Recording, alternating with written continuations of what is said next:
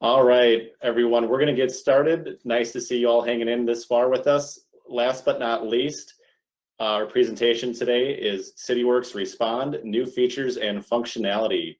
Again, this will be the last live session of the conference. And presenting today will be Dan Perling, PLL subject matter expert, and Denora Sanchez, AMS subject matter expert. Dan and Denora, do you want to introduce yourselves briefly? Sure. Yeah, so as Gregor mentioned, I am on the subject matter expert team. I work with our public access application, Respond, Style, and our internationalization efforts. And Denora and I are excited to show you some upcoming Respond stuff. Yeah, my name's Denora Sanchez. I'm the AMS SME, as Gregor said. And some of the apps I'm responsible for are operational insights, admin, OpEx, workload, dashboard and queries here in Respond, and performance budgeting and contracts. So yeah. Thanks, Dan and Denora. And also with me is Michael Romano. He'll be an additional moderator for the presentation today. Before we get started, just want to share a few housekeeping items. If you want to drop a comment or question, please go to the red Live Now button, and this will open up the session. Scroll to the bottom and then click the questions where you can submit them, and we'll try to address those as time permits at the end of the presentation. If you're having any technical difficulties, you can click the question mark at the bottom right-hand corner, and that'll give you a window for troubleshooting. If you need to leave at any time, just hit the upper three dots in the upper right corner of your browser. That will allow you to exit back to the lobby rather than closing your browser completely, which might cause some issues. And a quick plug for our sponsors and exhibitors. Please still visit them if you haven't. Time's running out in the conference, so if you can give them a shout, start a live chat with them and our awesome sponsors and exhibitors on the left corner of your control panel. With that, we'll get started with the presentation, and I'll turn it over to Dan. Great, thank you, Gregor, and thanks to everybody for attending. As Gregor mentioned, we're going to take a look at Cityworks Respond today with some new features and functionality, and also a few tips and tricks at the end to hopefully be useful for you and your organizations. As we look ahead, again, we're going to put our safe harbor statement out there. A lot of this is still actively being worked on, and we're not necessarily committing to delivering this exactly, and so what we talk about shouldn't be used in any purchasing decisions. And with that in mind, I will manage the slides as Denora walks us through some query and dashboard enhancements. All right, thanks, Mr. Perling. So we'll start out with query dashboard. Query management, some of the items that we've been working on there, we heard it loud and clear. There needed to be a way to share queries, which is what we've been working on, sharing those, transferring ownership. So a lot of the same, like what we have dashboard management in Respond when we introduce that's being worked on for queries. So now you're going to be able to share or make those visible with others. View, edit. You can transfer ownership. You can share them across domains, users, or domain-wide or users and groups. We added some minor like UI things that are very simple, but should facilitate some of the flow. So you can now filter through those queries, quickly search, or you can actually also just do a show only mine, so only the ones that you created. So if they've shared a couple, you can see those and distinguish them. The query editor actions have also been worked on, which is extending some of those actions, the ability to multi-select and open those, whether it's like for GIS queries, you can highlight them on the map, you can open the asset details, and then create any of those activities. Same thing for the work order entity. You can open those activities, and then it can also add that into the map. Similar thing on the dashboard. One of the things, so from the actions perspective, we actually made sure that they kind of mirror one another. Same actions you can take in dashboard can be done in query. So we're being consistent there. But we know you could display some of your assets in a list, but you couldn't take much action to it. And that was just part of that continuous improvement. There's a little catch-up we need to do development-wise. And so being able to now take that list and even select a few of them and then highlight them on the map, creating activities, same as the prior ones, go to the asset details, that can be done. And then a minor cosmetic thing at the very end, we just where there's a possibility to show a list of items, we need to provide you a way to decide how many you want to display at a time, and so we've addressed that. One thing I want to be very straightforward about, as is typically my role, is that we know there is still a gap right now when it comes to queries. There's not an easy way to migrate searches to queries. We know that. Also, we're still working through that because they're not exactly the same thing. It's not apples to apples. So we're working on that. And if you would like to talk to me about that, I'm more than happy. Our contact information will be at the end. But I just want to address that because I know that is something that we've been asked for. I know that is still on radar, and we're trying to work through the design of that. Okay. You don't mind, Dan? All right, so here's a quick video just to show you what those changes look like. So here I've taken a dashboard. I'm highlighting those gravity mains. I can highlight them on the map like I showed this morning in operational insights. It could be done there, but not from dashboard. And now I can take action. So I highlight it on the map. I can now view those in the asset detail. So if I then, rather than looking at all 134 gravity mains, I can actually just select a handful and then look at, get presented with those attribute information. I can also look at the summary, like the work orders, any of the work history for inspections. And in this case, if there was anything case-wise, I could also see it. It's totaling the cost, it's totaling the hours. This is an improvement that Dan will touch on. Sorry for stealing some thunder there, but it's definitely something exciting that you can actually do something, right? We talked about system of action this morning. Doing something with that information is going to be helpful. Next one, please. This query management part of it. Okay, we're in query editor. You can see the results panel there. I can query only. I can filter across those different saved queries. And the other thing is, you notice here's all those different, if I enter, that's going to filter that list of queries. But you notice some of these have icons next to them too, right?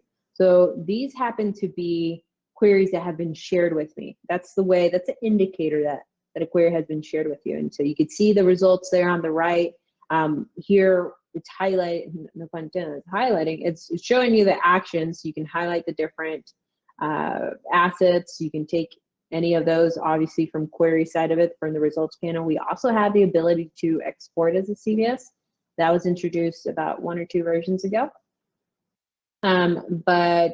Here, we're gonna just look at how that visibility of queries or the sharing can be done. So you see that one's shared with me. I can't do anything with that query. I can't edit it, right? I can't modify, I can't transfer ownership. But if I take one of the queries that is mine, and I want to share that with someone, I can actually come down here and I'm going to see the same results there, right? But I can see that if I wanted to transfer ownership, I have that ability. Now that is under the employee tab because you can only transfer to an employee, not a group or a domain.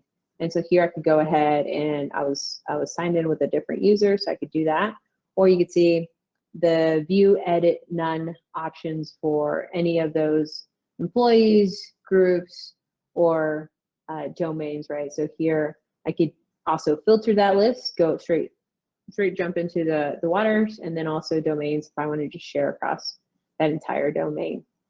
And that would then appear on the other users. They would see that indicator that it's shared with them, right? And they could consume it in dashboard and so on.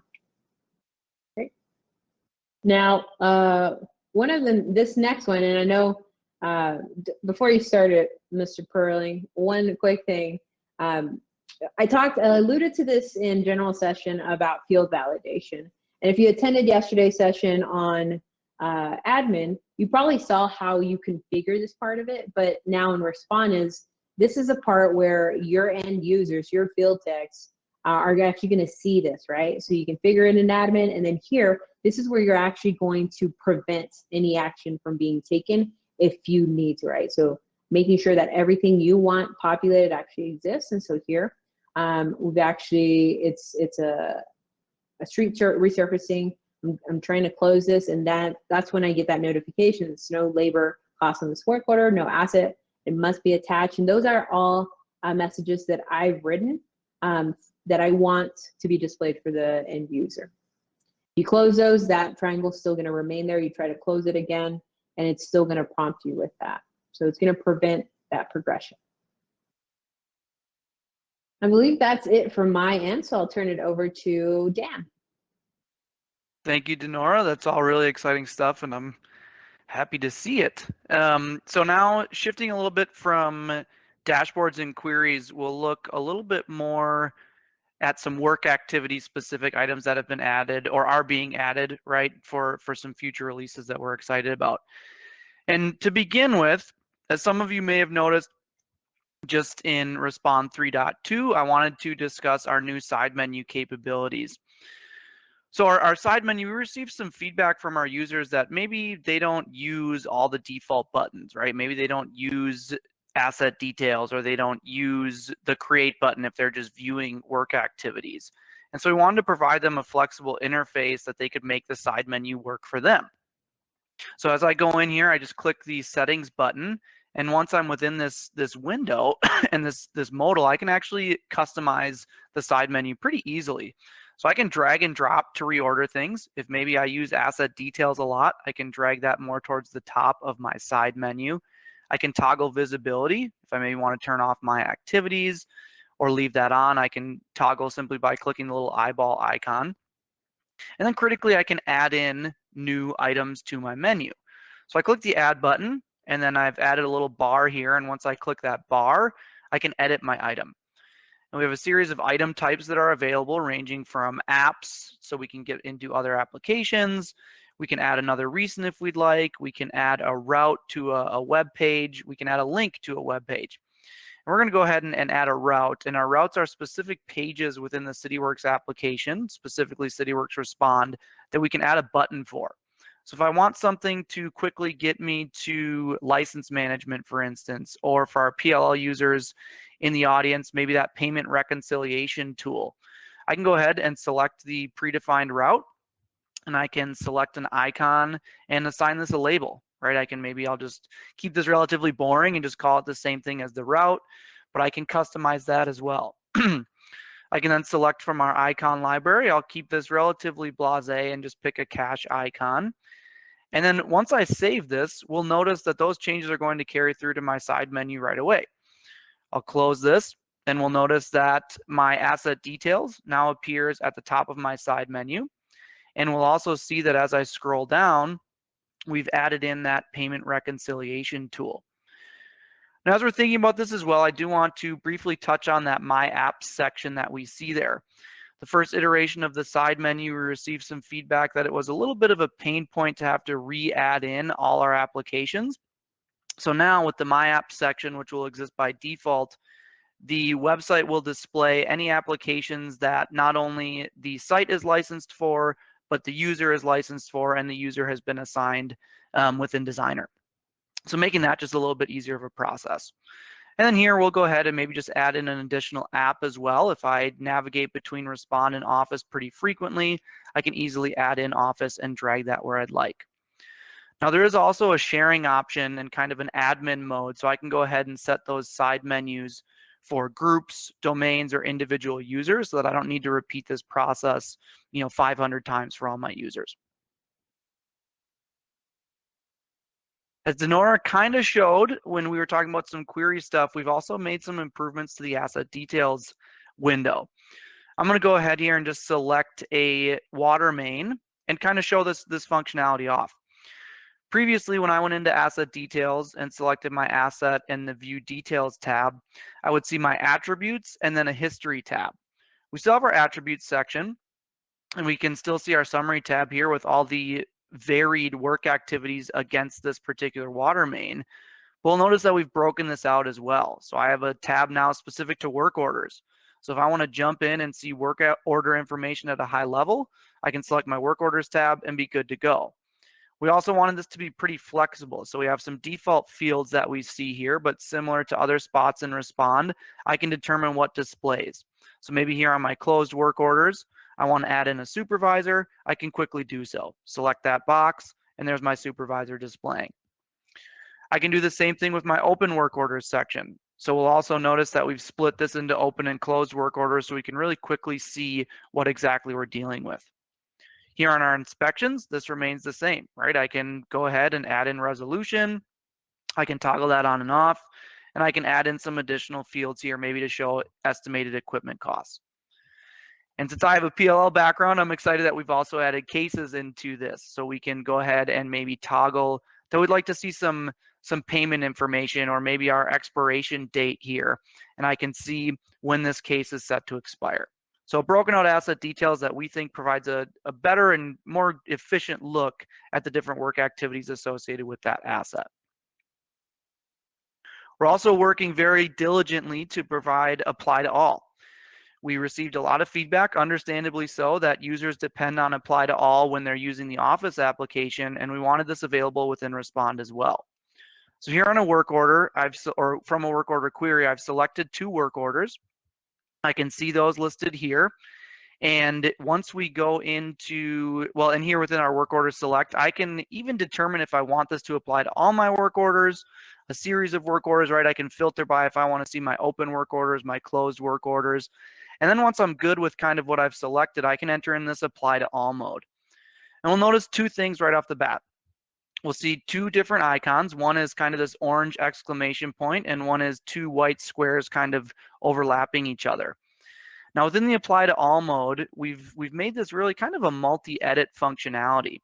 So if I go into my submit to value through the orange exclamation point icon, that icon indicates that the values between the 2 work orders are different. Right, I have Chris Drake on one of these work orders and Maurice Doyle on the other.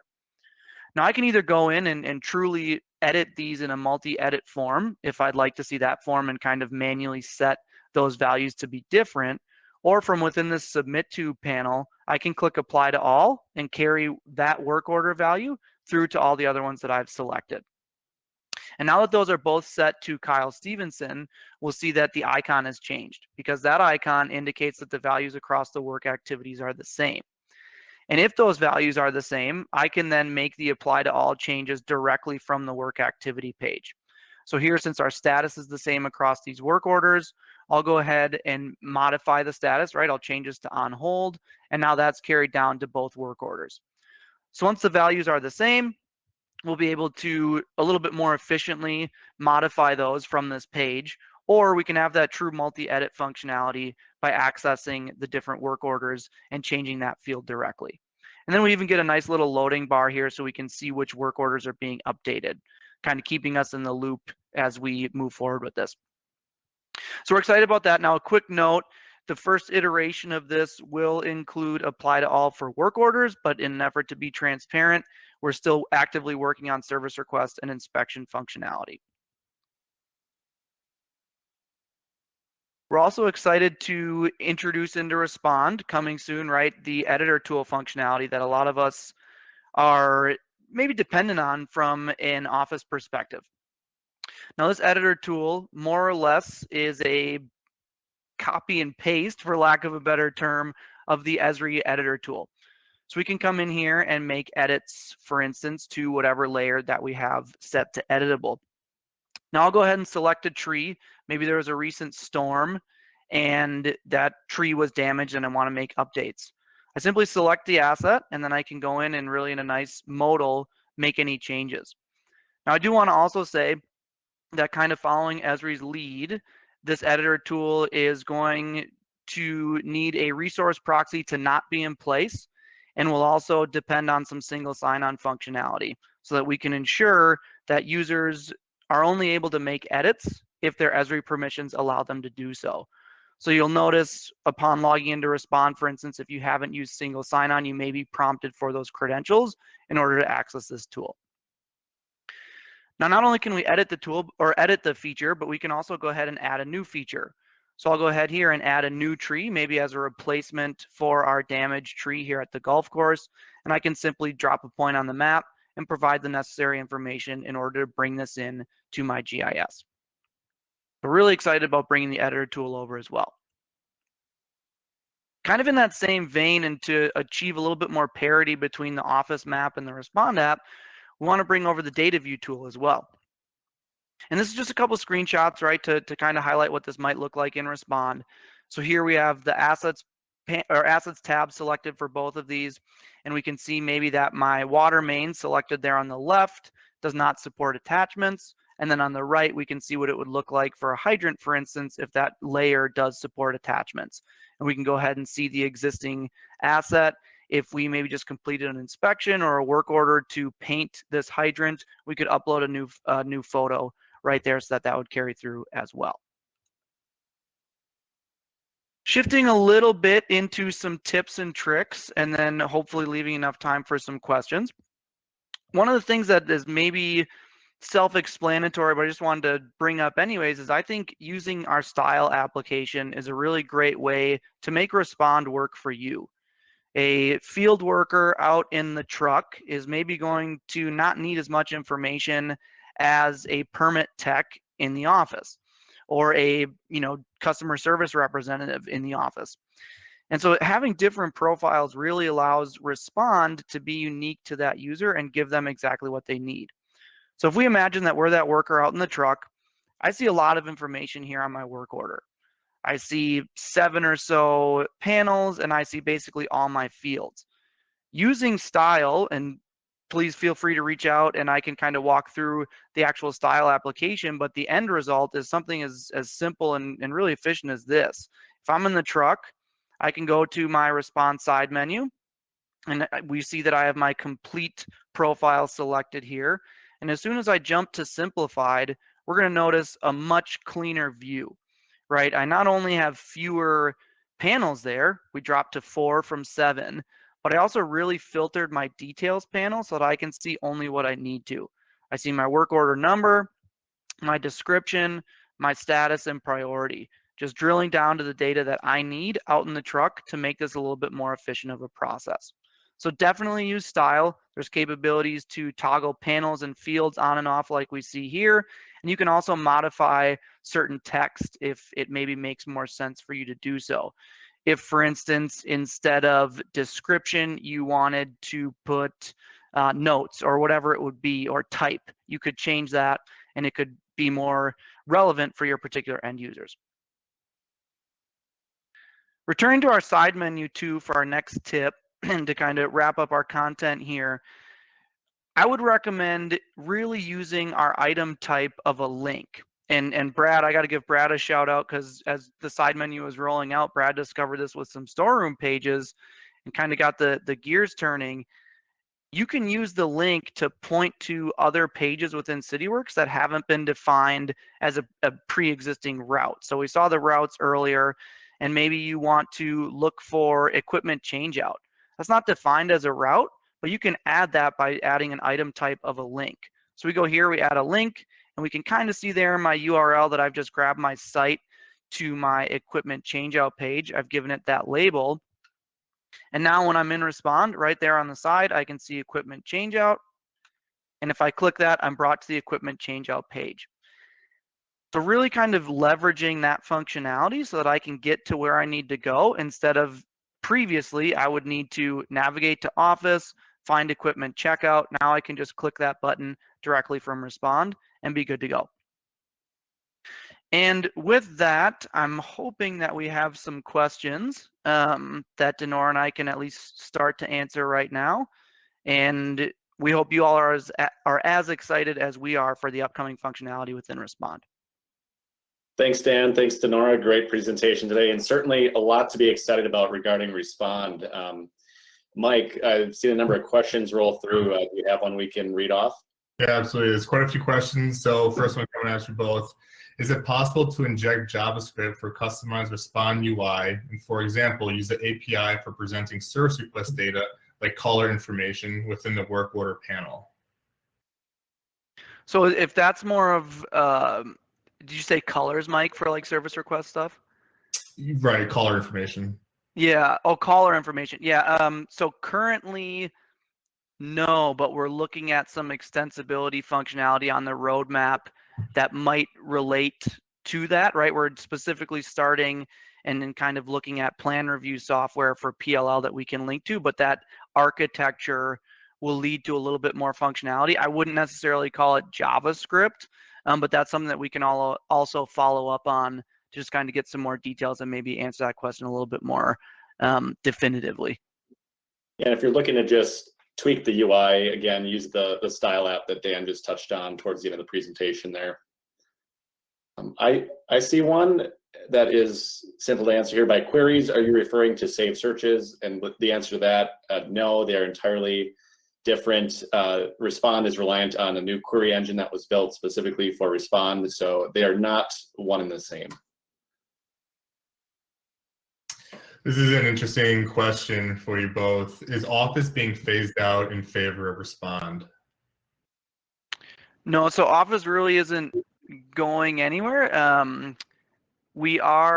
So if we talk about the, I guess, development cycle, since Respond is an HTML5 application, it takes a little bit less effort. And I don't want to speak for the development team, right? I don't want to say the four-letter E word for easy, but it's a little bit less effort to add enhancements to Respond. So we can push those out a little bit more quickly, and also work on our release cycle where it's just Respond and plugin focused. Whereas with the broader Office application, that requires core changes, which could take, maybe a little bit more time, but without getting into specifics. But Office isn't going anywhere. We're still supporting Office and working with our Office customers so that they can have the best experience possible. I've seen a couple of questions coming in asking about custom fields in Respond. Are those going to be available in the queries themselves and in general?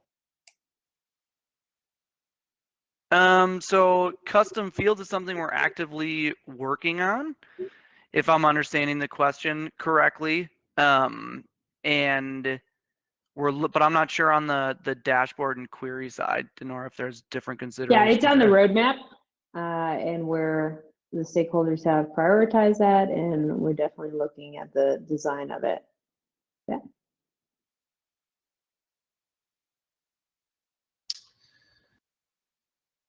This is a field validation question. If field validation is configured, will it only show up in Work and Respond, or will it also show up in Work and Office as well? Yeah, so I mentioned this in admin, and I know some people sometimes feel like Office isn't getting enough love. So it is available in Office, but there is a bug. So full transparency there. So it works. Field validation, the way it was done at the API level. And so what that enables, if you had it on your bingo card, is that you can actually, you're going to see that not just in Respond, but you're going to see it in mobile, and you're going to see it in Office. But we're going to put asterisks on the Office and the mobile. There were some bugs with the release that we did for Admin 1.0, which is compatible with 15.7.x. So we're actively working on tackling those, but yes, they would appear in Office. The bug in Office right now is the update is where the bug is. So those error messages are not appearing. It's not processing that. But if you're trying to close or cancel, it's going to work in what's released. And we're working on mobile because the error message, it does, when you're trying to sync, it will prevent you. It will kick off an error, but it won't display the message of what that error is as you configured it. Got a question here that I can answer. How to migrate to Respond? Does Cityworks help existing customers with the migration? Yes, if it's part of your license, I would encourage you to contact your CSM, and we can work through our professional services team to outline what that migration would look like, rebuilding some of the saved searches as queries and setting up permissions, etc. And if it's not part of your license, again, contact your CSM for more information. Additionally, if you have a business partner relationship, I'm more than certain that they'd be happy to help you with that migration to Respond.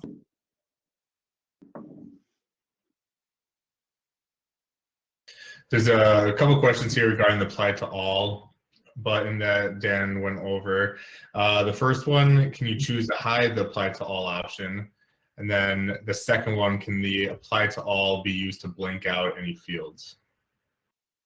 So for the first question, I'll double check within style, because if you could, that's where it would be done, but I'll have to double check. And then could you repeat the second one, Mike? Yeah, absolutely. Can apply to all finally be used to blank out any fields? Blank out. Oh, I wonder if that means basically like set it to clearing. null. So like it sounds take a text yeah. value and delete it. It should, but I'll have to double check on that one too. Most of the testing that's been done thus far, we've looked at pick lists, and then like some text values that we just changed. We didn't totally null them out, so I don't want to say that we can if I haven't personally tested it, but I'll look into that and get back to the customer too. Are we working on viewing attachments, pictures and inspections, work orders, and service requests without having to open up each individual attachment? We've kind of built if I'm understanding the question correctly, within our PLL side of the house, we have a new attachments window, I guess you could call it, a new modal that kind of separates them out and has a preview. And I'm Denora, you might have to step in here. Is that available on? I don't think it is. Oh, I was waiting on you, bud, because I don't think it is, but it's on the roadmap. Yeah, let's just be safe and say I know it's being designed or worked on. Yeah.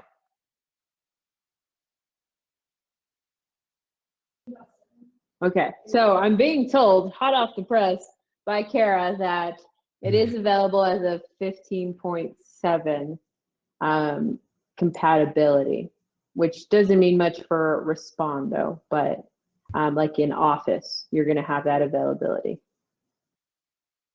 Hot off the press, real time.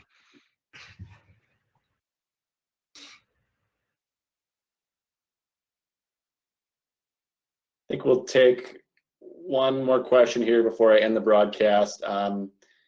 We've got a lot about Respond replacing mobile and Office, and I just want to reiterate that that's not the intent with the Respond app. And one kind of tangential question about licensing. The query editor, query engine in Respond is not a separate license. If you have the Respond license, that is part of the inherent functionality. And likewise with style, somebody's asking if that is a separate license, and no, it is not. You just have to set it up as another plugin to make those required edits in Respond. I think the rest of the questions we'll follow up with you at a later date via email. And if you have any more questions, feel free to contact Dan, Denora, or your CSM, and we'll get back with you. One last thing before I end the broadcast, we have the new attendee meetups. If you see that on the left side of your control panel, we had these go on yesterday after the presentations were done. Those will be starting soon, and there are 4 topics for those kind of small breakout sessions where we're going to have an intimate discussion regarding those topics. So if any of those interest you and you have time, please attend those if possible. And thanks everyone. Hope you enjoyed the rest of the conference. Thanks everyone. Hey, thank you, everyone.